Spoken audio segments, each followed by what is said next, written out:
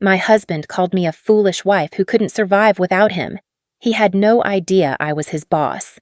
I'm Jennifer Martinez, and for 3 years, I lived a lie that was about to explode in the most spectacular way possible. Every morning, I'd kiss my husband David goodbye as he headed off to his marketing coordinator job, thinking he was the breadwinner supporting his unemployed wife. What he didn't know was that I owned the company he worked for. You see, I'd built Martinez Marketing Solutions from the ground up, starting in my college dorm room with nothing but a laptop and a dream. By 28, I was running a multi-million-dollar agency with clients across the country. But when I met David Wilson at a coffee shop 3 years ago, something made me hesitate when he asked what I did for work. Maybe it was the way his eyes lit up when he talked about his big-shot CEO at his company. Maybe it was how he puffed up with pride describing his role in marketing. Or maybe, deep down, I knew exactly what kind of man he was. "Oh, I'm between jobs right now," I'd said that first day, and somehow that little white lie grew into a massive deception that consumed our entire relationship. The perfect life we seemed to have from the outside was cracking faster than ice in summer heat. David had this way of making comments that felt like tiny paper cuts, sharp enough to sting, but small enough that you questioned whether you were being too sensitive. "Jennifer, honey, maybe you should try to find some work soon. I can't carry us forever," he'd say while scrolling through his phone, not even looking up. "I mean, I love you, but a man needs a partner, not a dependent." The irony was suffocating. Here I was, employing over 50 people, including my own husband, while he lectured me about financial responsibility. But the worst part wasn't his ignorance. It was how methodically he'd begun controlling every aspect of our shared life. He'd taken over our joint bank account, the one I'd set up and funded entirely with my CEO salary that he thought came from inheritance money.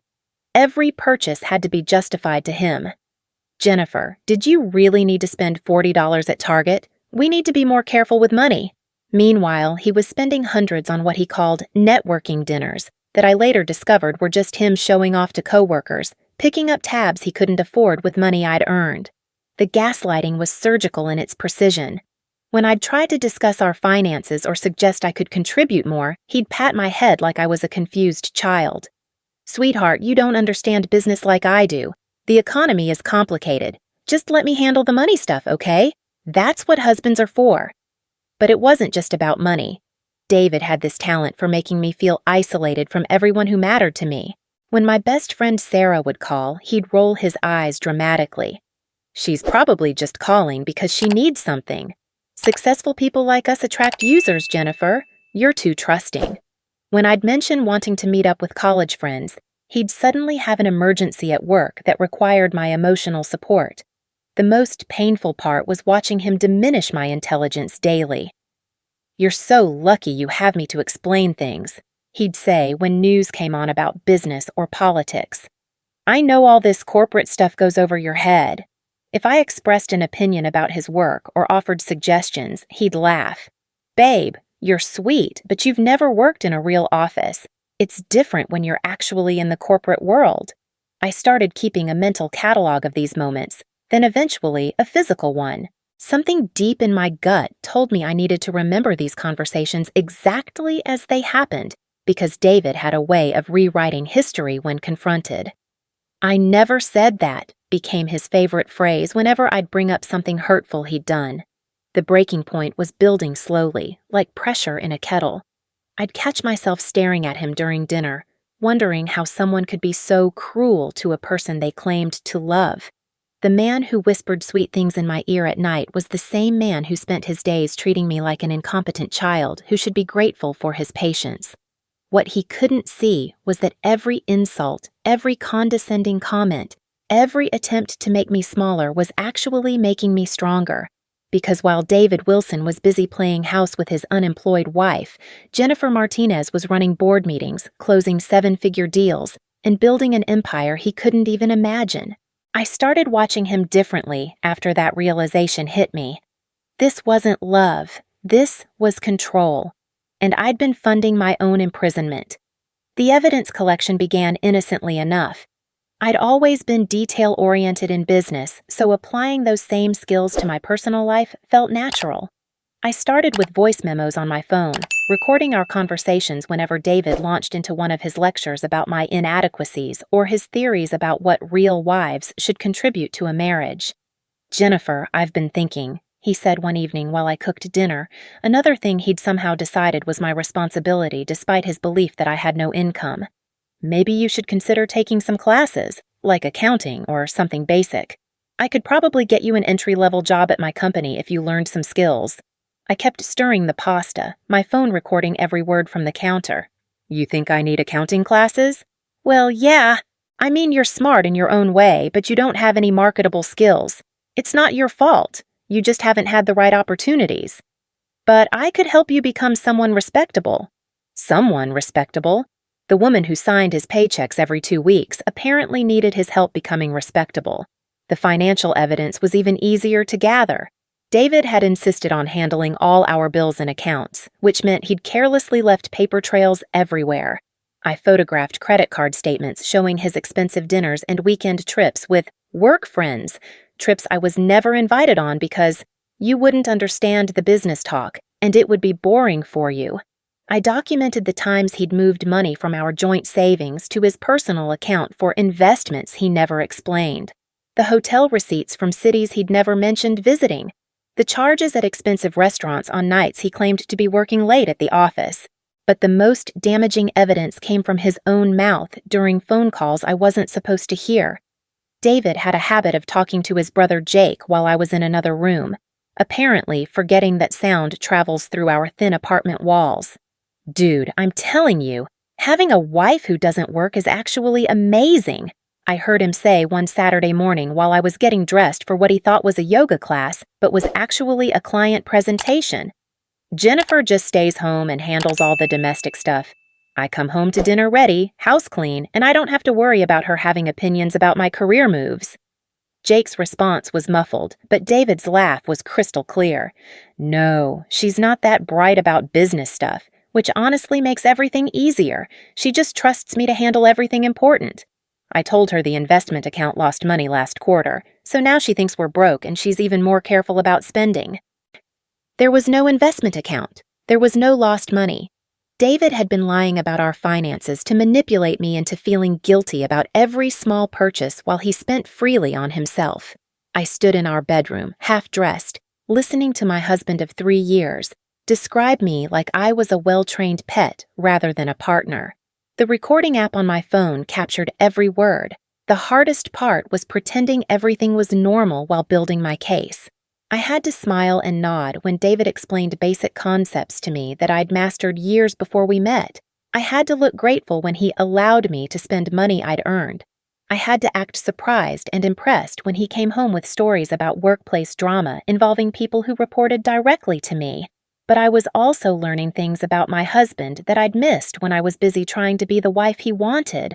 David wasn't just condescending. He was lazy. His work performance at Martinez Marketing Solutions was mediocre at best.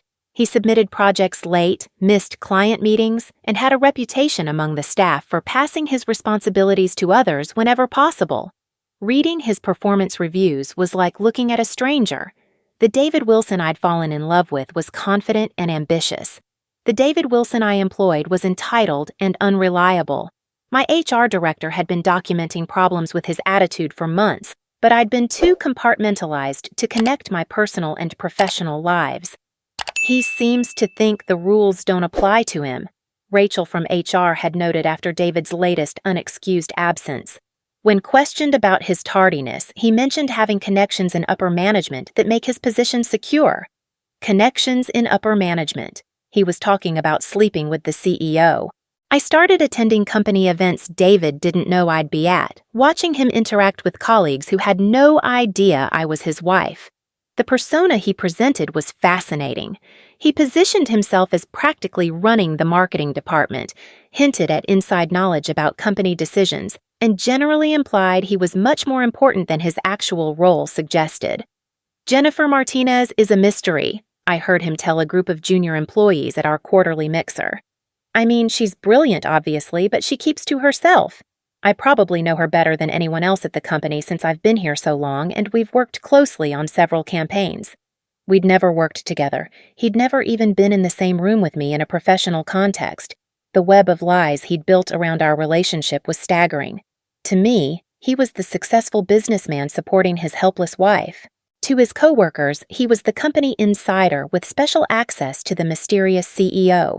To his friends and family, he was the generous husband carrying the financial burden of an unemployed spouse. None of it was true.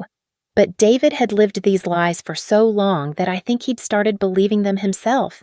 I spent weeks perfecting my plan, drawing on every strategic skill I'd developed building my business.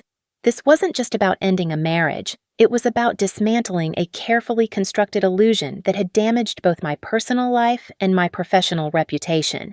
The company's quarterly board meeting was scheduled for the last Thursday of the month. It was our biggest presentation of the year, where we'd announce new clients, review departmental performance, and set goals for the next quarter. David had been preparing for weeks, convinced this would be his opportunity to finally get the promotion he'd been expecting. What he didn't know was that I'd been preparing too. I'd arranged for our divorce attorney to have all the papers ready. I'd opened a separate bank account and moved my personal assets to protect them from any vindictive moves David might make once he learned the truth. I'd even prepared my board members for what they were about to witness, though I'd been careful not to reveal too many details. "There's going to be a situation at Thursday's meeting," I'd told them during a private conference call. "Trust me to handle it professionally, but be prepared for some drama involving personnel issues." The night before the meeting, David was particularly confident. He'd spent hours perfecting his presentation about marketing campaign performance, completely oblivious to the fact that I'd written the very reports he was planning to discuss. "I think tomorrow might be my big breakthrough," he told me as we got ready for bed. "I've got some ideas about restructuring the department that I think Jennifer Martinez is really going to appreciate. She's going to see that I'm leadership material." I watched him practice his presentation in our bathroom mirror, completely unaware that he was essentially rehearsing for his own professional execution. The confidence in his voice, the way he gestured like he was already running the company, it would have been charming if it weren't so delusional. "That sounds wonderful, honey," I said, meaning every word. Tomorrow was indeed going to be wonderful, just not in the way he imagined. As I lay in bed next to him that night, listening to him breathe peacefully beside me, I felt something I hadn't experienced in years: complete clarity. The woman who'd been hiding her success, minimizing her achievements, and funding her own emotional abuse was about to step back into her power. David Wilson had no idea that he'd spent 3 years insulting, controlling, and underestimating the one person who held his entire future in her hands. But he was about to find out. The morning of reckoning was less than 8 hours away. The morning of the board meeting started like any other Wednesday that would change everything. David bounced out of bed at 6:30, humming while he showered and spending extra time on his hair. He'd laid out his best suit the night before, the navy one I'd bought him for our anniversary that he didn't know cost more than his monthly salary. "Big day today, babe," he said, kissing my forehead as I pretended to still be waking up. "I have a feeling things are going to be very different after this meeting." He had no idea how right he was. I watched him rehearse his presentation one final time in our living room, gesturing enthusiastically as he talked about innovative marketing strategies and departmental optimization. Every slide he'd prepared was based on data I'd personally compiled, strategies I'd developed, and campaigns I'd conceptualized. But in David's version of reality, these were all his brilliant insights that he was generously sharing with his CEO. "I'm going to suggest a complete restructuring of the client acquisition process," he explained to me like I was a child learning about business for the first time. "Jennifer Martinez seems smart, but I don't think she really understands the ground-level challenges we face in marketing. Someone needs to help her see the bigger picture." I nodded supportively while mentally calculating how much money his ground-level challenges had cost the company over the past year. His missed deadlines alone had resulted in 3 client complaints and 1 canceled contract worth 6 figures. But today wasn't just about David's professional shortcomings.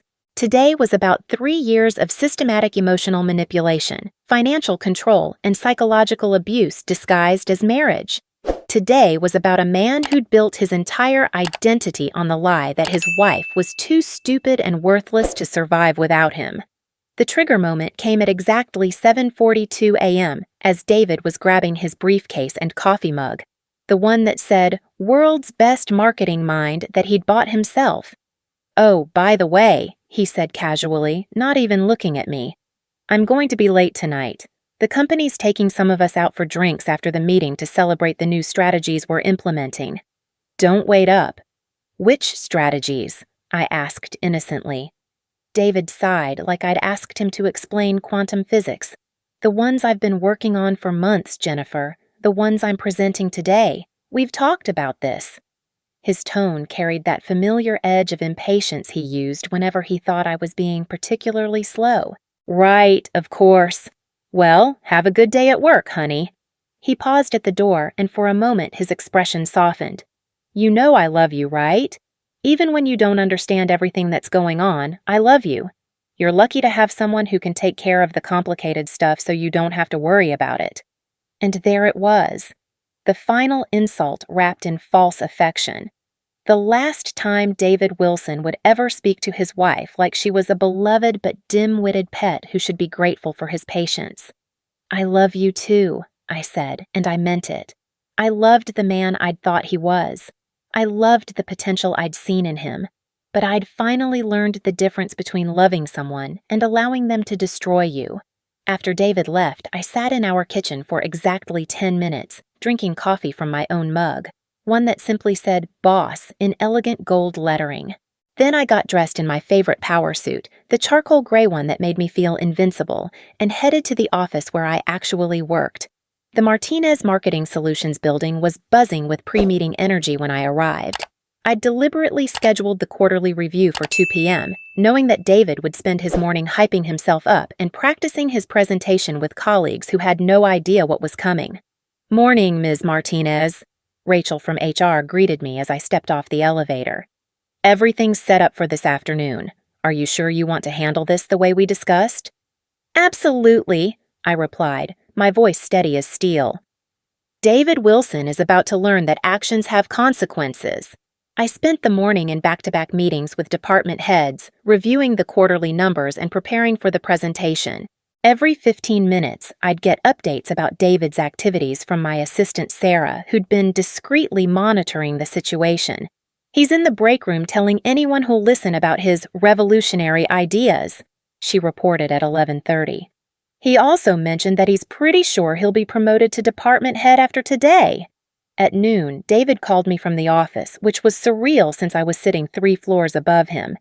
"Hey babe, just wanted to let you know the meeting got moved to 2 o'clock. The CEO had some scheduling conflicts this morning." His voice was electric with excitement. "But this just gives me more time to perfect my presentation. I think I'm really going to impress her today." "That's wonderful, David. I'm sure she'll be very surprised by what you have to show her." "Thanks for believing in me, Jennifer. I know I don't always have patience when you don't understand work stuff, but your support means everything. After today, things are going to be different for us. Better. Better. If only he knew." At 1:45 p.m., I made my way to the conference room where I held every quarterly meeting. The mahogany table was set for 12 people, our 7 board members, 3 department heads, myself, and today's special guest, David Wilson from marketing.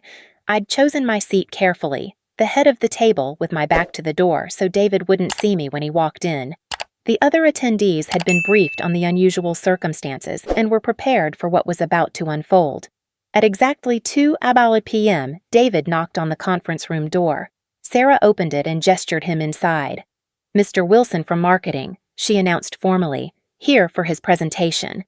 I heard his footsteps as he entered, heard him greeting the board members he'd never met before with enthusiasm and false confidence.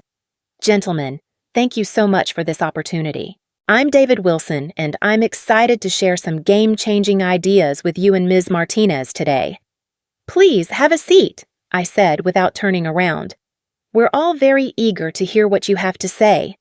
David took the chair directly across from me, still not seeing my face as he arranged his presentation materials. The anticipation in the room was electric, not because of David's revolutionary ideas, but because 11 people were watching a man walk into his own professional execution. "Before we begin," I said, finally turning around in my chair, "let me properly introduce myself." The moment David's eyes met mine, his face went through a series of expressions that would have been comedic if they weren't so pathetic. Confusion, recognition, disbelief, and finally, pure terror. "Jennifer?" His voice was barely a whisper. "Hello, David. I'm Jennifer Martinez, CEO and founder of Martinez Marketing Solutions. Welcome to my company." The silence in the room was deafening. David's presentation materials slipped from his hands, scattering across the polished conference table like his carefully constructed reality. I don't understand," he stammered, looking around the room at faces that were suddenly making sense to him. These weren't just random board members. These were the people whose names he'd heard in company emails, whose decisions affected his daily work life. "I think you understand perfectly," I replied calmly. "For 3 years, you've been married to your boss. For 3 years, you've been taking money from the woman who signs your paychecks while telling her she's too stupid to understand business. For 3 years, you've been living a lie so complete that you convinced yourself it was truth." David's face had gone white. "Jennifer, I can explain."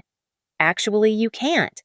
I opened the folder in front of me and began pulling out documents. "But I can explain quite a bit.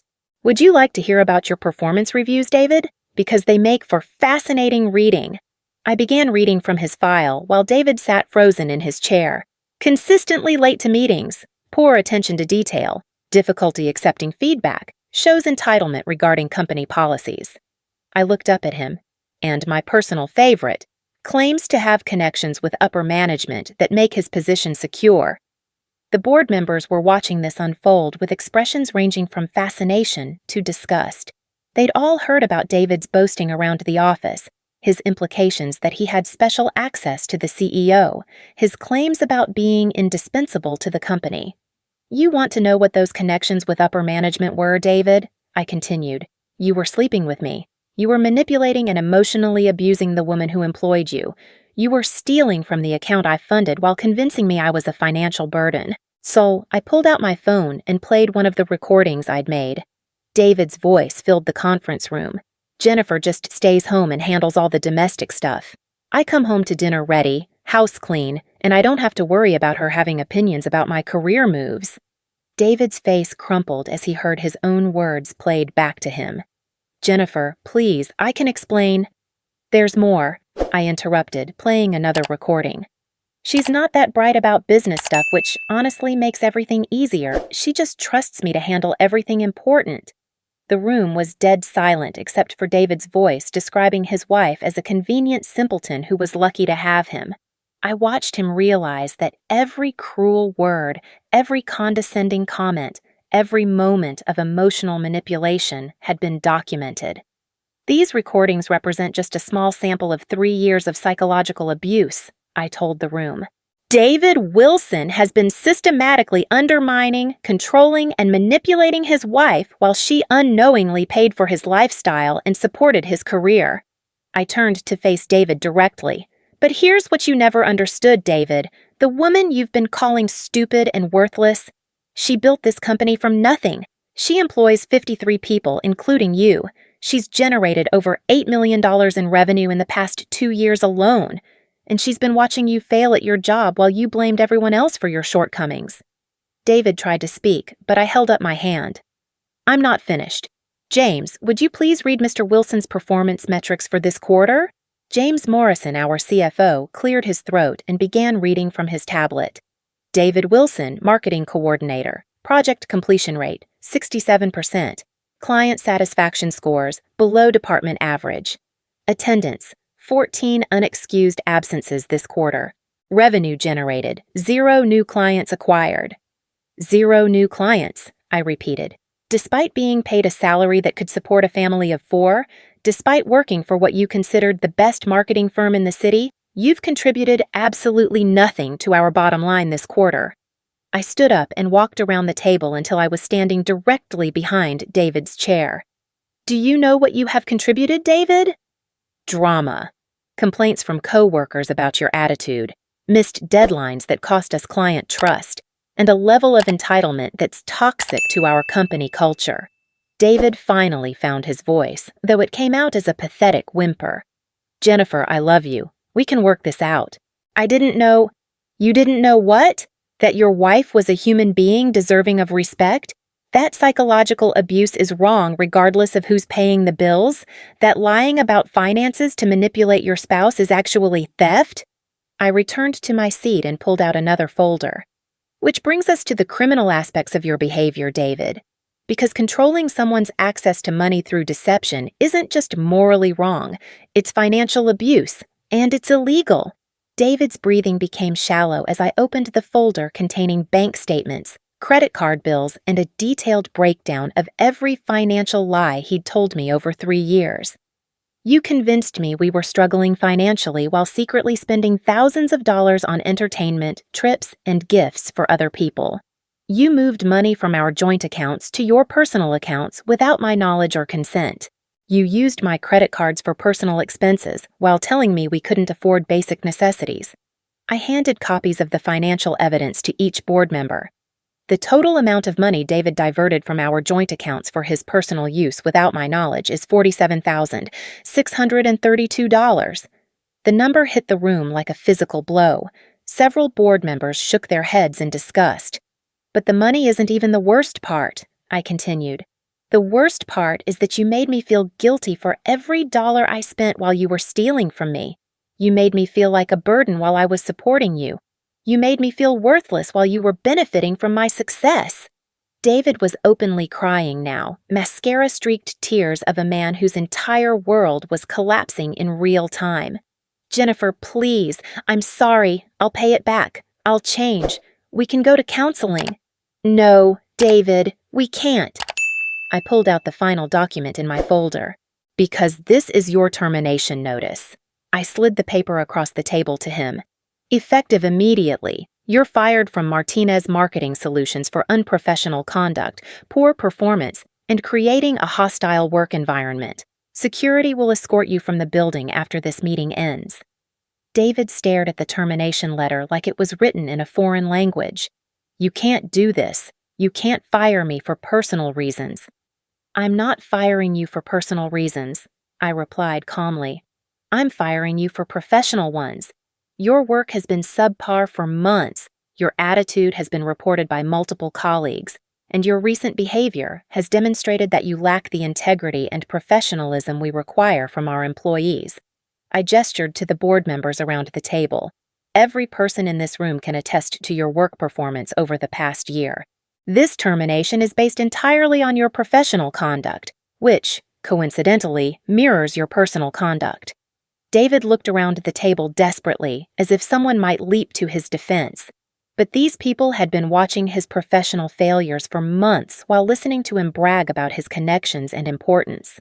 The security team is waiting outside, I said, checking my watch. You have 5 minutes to collect your personal items from your desk. Everything else stays here, including the company laptop you've been using for personal business and the company credit card you thought I didn't know about. Jennifer, wait! David's voice cracked with desperation. What about us? What about our marriage? I reached into my purse and pulled out an envelope that had been sitting there all morning. What about it? I slid the divorce papers across the table to join his termination letter. I filed for divorce this morning. You'll be served officially tomorrow, but I thought you might want to know today. David's hands shook as he picked up the papers. You're divorcing me? David, you called me a foolish wife who couldn't survive without you. You kicked me out of my own home. You told me I was worthless and stupid and a burden. Did you think those words wouldn't have consequences? I stood up and straightened my jacket. The marriage is over. Your job is over. And your ability to manipulate and control me is definitely over. David looked up at me with red, swollen eyes. But I love you. No, David. You loved controlling me. You loved having someone you could diminish to make yourself feel bigger. You loved having a personal ATM disguised as a wife. But you never loved me. because if you had, you wouldn't have spent 3 years trying to destroy my self-worth. I walked to the conference room door and opened it. 2 security guards were waiting outside, along with Sarah carrying an empty box for David's personal belongings. "Gentlemen," I addressed the security team, "please escort Mr. Wilson to his desk and then to the exit. He's no longer employed here." As David stood on shaking legs, I felt something I hadn't experienced in 3 years. Complete peace. The weight of his manipulation, his lies, his constant criticism, it was all lifting off my shoulders like smoke dissipating in fresh air. "Jennifer," David said one last time as the security guards flanked him. "You'll regret this. You need me. You can't make it without me." I smiled at him, not cruel, not angry, just genuinely amused by his desperation to maintain the illusion even now. "David, I've been making it without you for 3 years. I just didn't tell you." The conference room door closed behind them, and David Wilson disappeared from my professional life forever.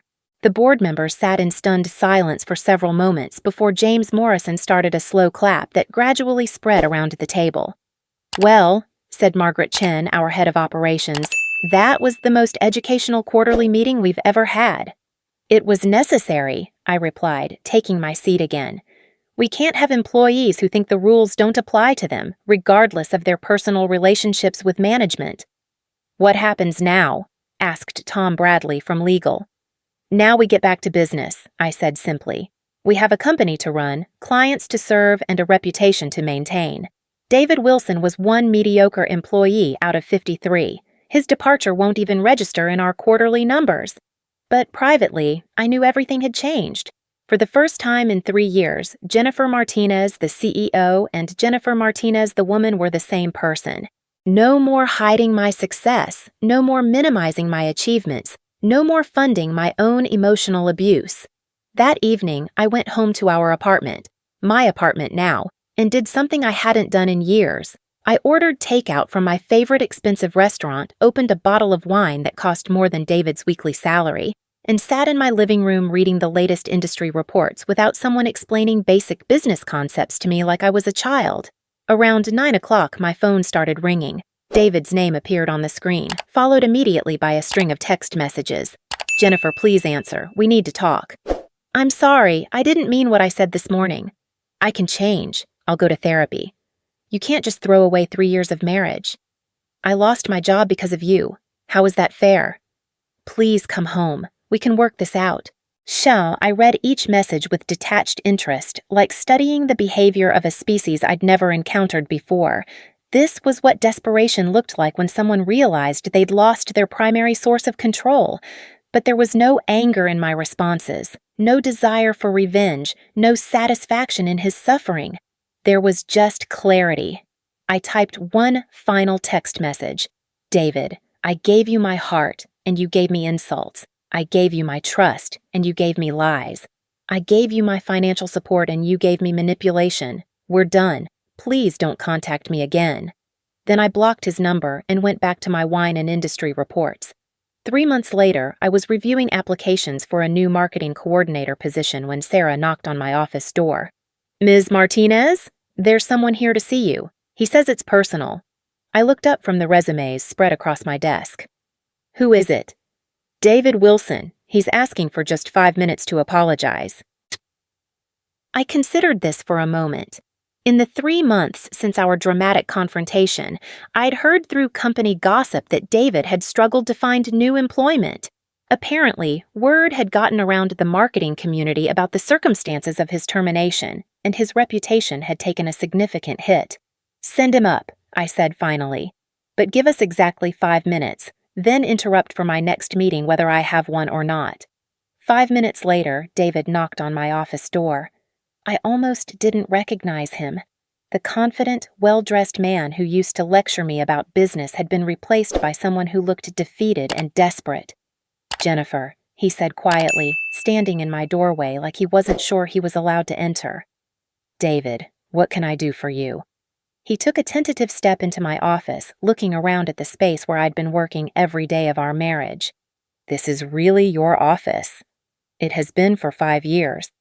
I I mean, I knew you said you were the CEO, but seeing it, he gestured helplessly at my diplomas on the wall, the awards on my bookshelf, the photos of me with clients and business partners. You thought I was lying? I thought maybe you were exaggerating, or that it was some kind of revenge fantasy. He sat down in the chair across from my desk without being invited. I've been trying to find work for 3 months. And? No one will hire me.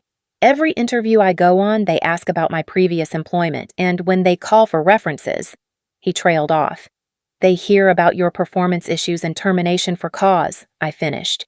Jennifer, I'm broke. I can't make my rent. I've been staying with Jake, but he's getting tired of supporting me. I need a job. I leaned back in my chair and studied his face. The arrogance was gone, replaced by genuine desperation. But there was something else missing too, any real understanding of what he'd done wrong. What do you want from me, David? I want you to give me a reference.